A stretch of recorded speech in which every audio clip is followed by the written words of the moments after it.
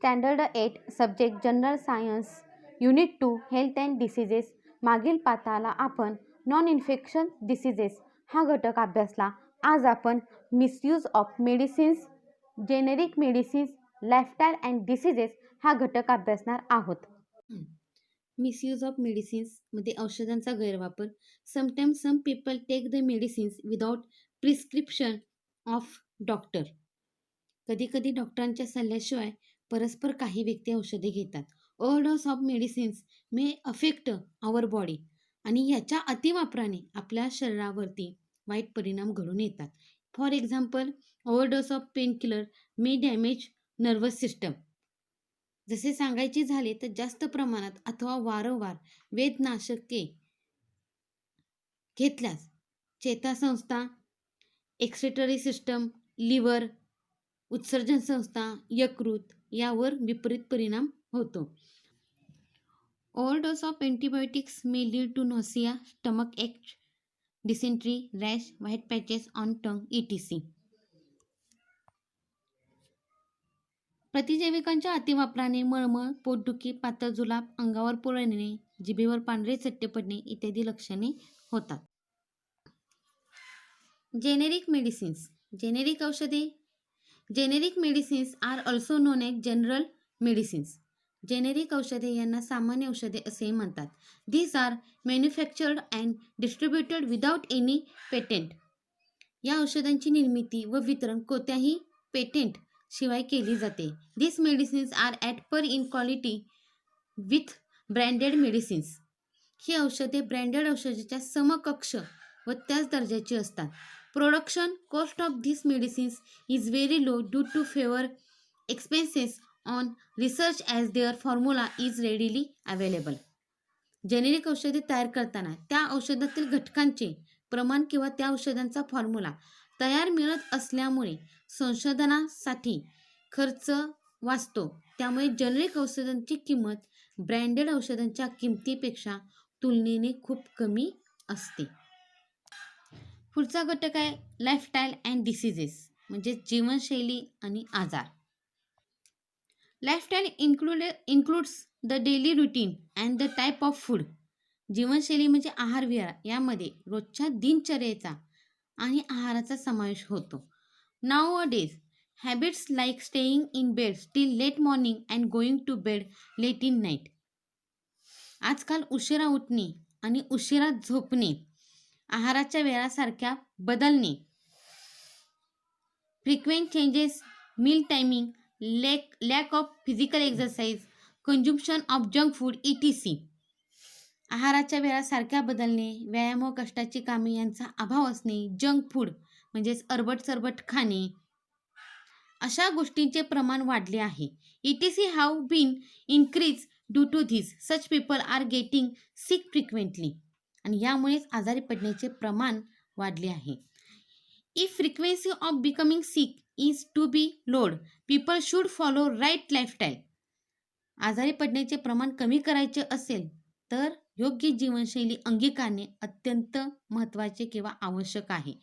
It must include sufficient sleep, right food, yogasanas, pranayama and physical exercise.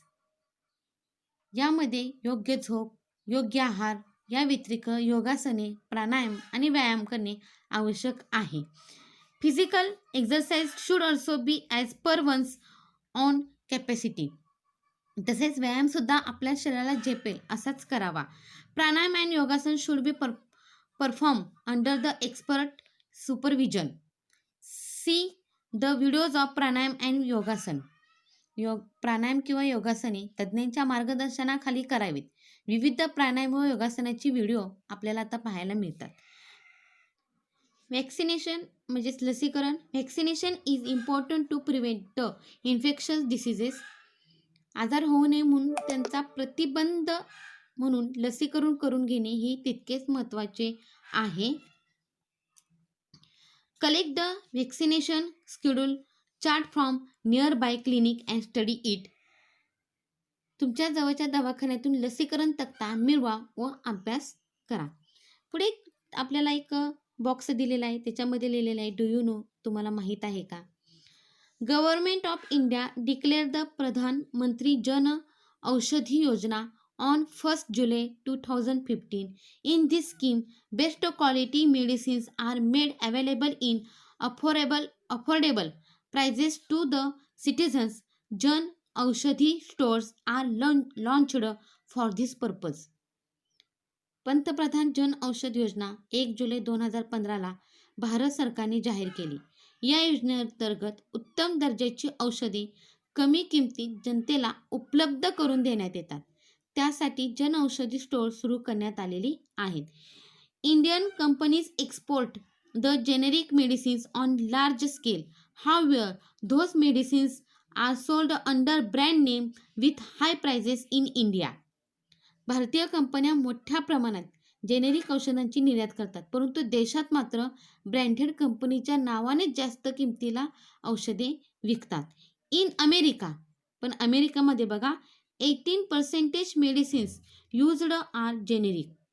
अमेरिकेत 80% generic औषधांचाच वापर केला जातो. Due to this hundreds of billion of money is saved there. त्यामुळेच औषधावरील शेकडो अब्ज रुपये तेथे वाचवले जातात. Let us celebrate health awareness days.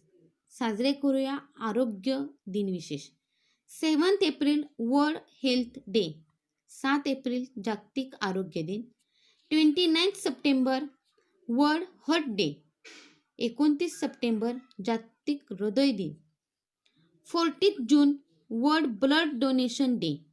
14 जून जागतिक रक्तदान दिन. 14 November world diabetes day. 14 November जागतिक मधुमेह दिन. हे खूप महत्त्वाचं आहे मुलांनो. ब्लड डोनेशन म्हणजेच रक्तदान. 1 unit blood donated by a person can fulfil the need of 3 person at a time. रक्तदात्याने 1 युनिट रक्तदान एका वेळेला किमान 3 रुग्णांची गरज पूर्ण करते. For example, RBCs and WBCs and platelets. One can save the life of 12 persons by donating the blood for 4 times a year. जसे की तांबड्या पेशी, पांढऱ्या पेशी आणि रक्तबिंबिका. एका वर्षात 4दा रक्तदान केल्यास 12 रुग्णांचे प्राण वाचवता येतात. आणि नेत्रदानाचं सांगायचं झालं तर मृत्यूनंतर आपल्याला नेत्रदान करता येते. त्यामुळे अंध व्यक्तींना आपल्याला दृष्टी देऊ शकतो किंवा त्यांना मिळू शकते.